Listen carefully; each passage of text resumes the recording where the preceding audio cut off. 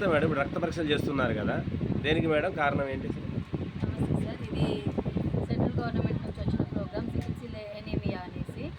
ఇది ఏంటంటే రక్త కణాలని కొడవలి రూపంలో ఉన్న కణంతో కట్ చేయడం వల్ల రక్తం విరిగిపోతూ ఉంటుంది. దానివల్ల వాళ్ళకు ఉన్న రక్తం అనేది శాతం తగ్గిపోతూ ఉంటుంది.